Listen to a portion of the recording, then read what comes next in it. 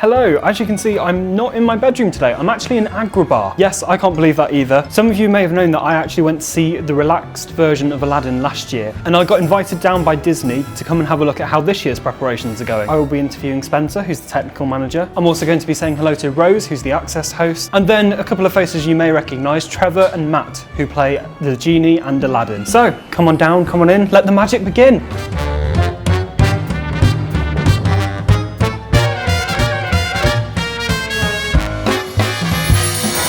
This is Spencer, he's the technical manager at Aladdin and The Lion King. That's right. So please can you tell us a bit about what your role actually entails? In essence, my job is to make sure that all of the technical departments have everything they need to deliver the show to the audience that evening. So what are the adaptations you've actually put in place to make the show more relaxed? So there are lots of flashes, there's some smoke, and there are some loud noises. We pulled all those back so there's a slightly more controlled level of all of those things going through the show. So of course you're making all these adaptations, but does that actually take away from the show itself? I wouldn't say so. I think the message of the show continues to be the message of this show. I think the level of performance that all the guys on stage put in absolutely carries the day. It always has. How do you find the balance then of adapting the show to make it respectful of sensory differences and keeping it as true to the actual show that goes on here every single night?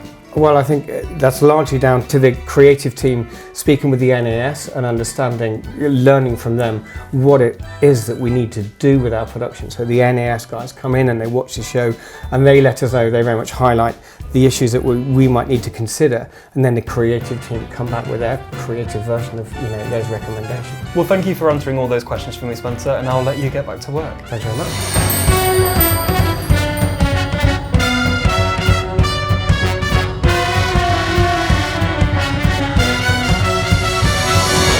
I'm now joined by Rose, who's the access host of the show here. Hello. And please can you explain to me what your role as access host is about? I look after people who need a little bit of extra help and just there for anything I can do for them, if I can run around after them, get what they need and get them settled and happy basically. So how have you adapted the front of house experience, right from walking through the door to getting to your seat for this special performance? There's lots of people around to help them, to guide them to and fro. So do you actually have to stay in your seat for the entire performance if you're finding it all a bit overwhelming? If it gets too much, that's absolutely fine, you're more than welcome to come out. So is there any way you can actually still see the show even if you're not in the main auditorium? We have a screen in the stalls foyer and you're more than welcome to come downstairs at any point and watch it. Have you given all the staff here some extra autism training? We'll have a few training before the shift, but everybody in the theatre is aware, they've got the skills, they know. Please can you tell me how someone who's never been to this show before, or maybe never even been to a theatre, how might they be able to prepare for coming? They can pop onto our website and we have videos to show them the theatre, and we can also send them emails with pictures so they can prepare, so they know exactly what they're going to do when they get to the front doors, and they can phone or pop in and everybody's there to help. So one thing I actually did, I looked at the track list just so I had a rough structure of how the show would go, and that really helped me. Well, thank you very much for that, Rose, and I'm sure many of you will see Rose when you come to see the show. Thank you. Thank you.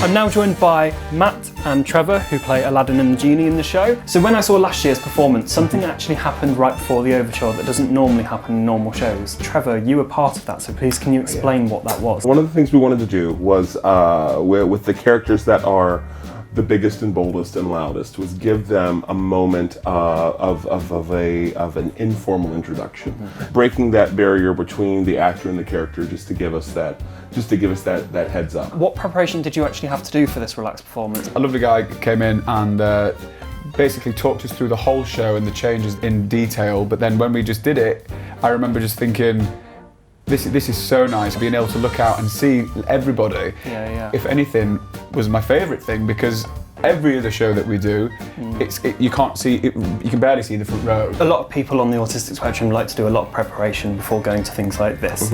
And one thing that people will do is they'll watch the film beforehand. Is the show exactly the same as the film? No. No, the easy answer is no. Exactly. I'm we thinking take- of a line you say towards the end, Which a, one? a lyric. It's the plot that you knew with a small twist or two. Of course. And that of explains course. it all. We say that it's got everything that the film has, and more.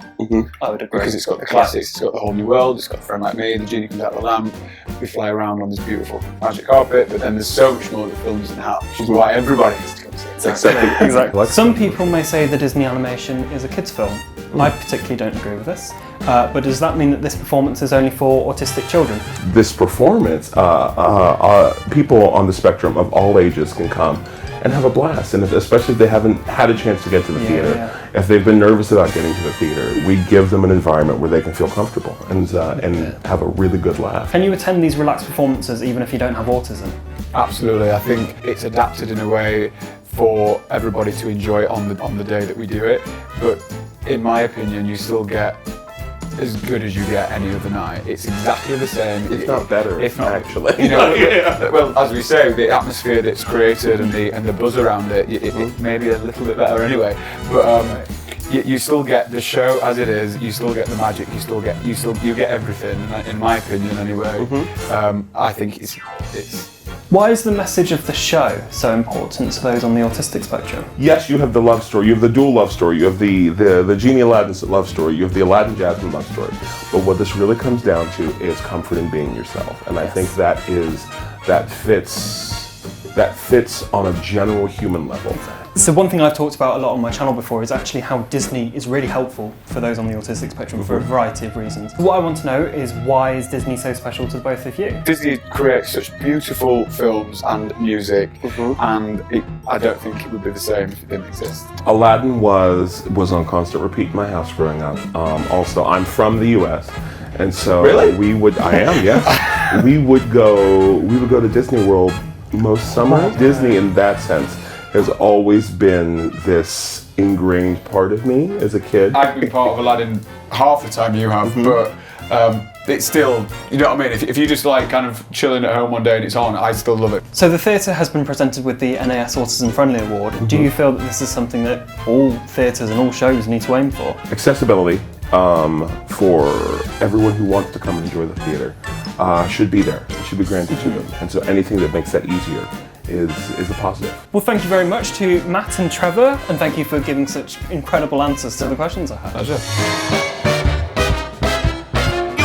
Never had a friend, never had a friend.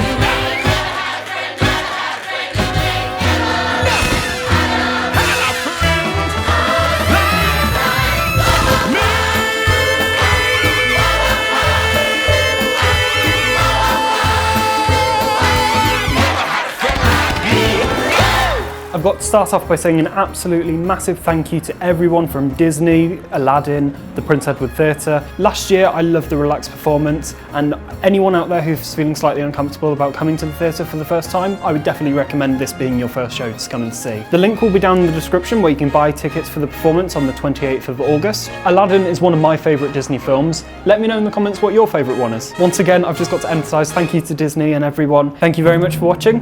Bye.